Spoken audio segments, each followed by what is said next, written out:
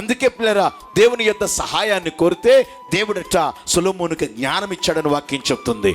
స్తోత్రం చెప్పండి, హల్లెలూయా. ఆ జ్ఞానము కొదవగా ఉన్నప్పుడు దేవుడిని అడిగాడు, పొందుకున్నాడు.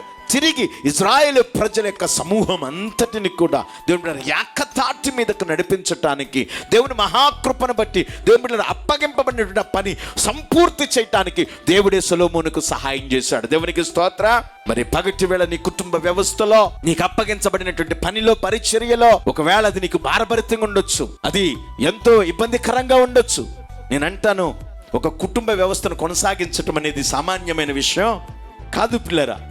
ఒక కుటుంబాన్నే నడిపించుకోవటానికి సామాన్యమైన విషయం కానప్పుడు ఒక దైవికమైనటువంటి పరిచర్య చేయటం సామాన్యమైన విషయమా?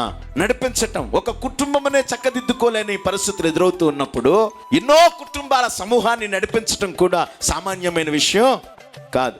దేవుని బిడ్డలారా, నేను నడిపించగలను, నాకు పర్వాలేదు, నా బలం సరిపోదు, నా జ్ఞానం సరిపోదు, ఇదెంతలే అనుకున్నానా, నేను ఎప్పుడో పాతాళానికి త్రొక్కివేయబడుదునేమో. కానీ దేవునికి పని అప్పగించుకోవాలి.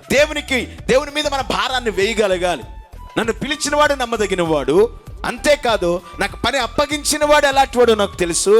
నేను ఆయనకి కనుక నా పని నేను అప్పగిస్తే ఖచ్చితంగా అంతవరకు ఆయన నాకు తోడుగా ఉండగలడు. దేవునికి స్తోత్ర.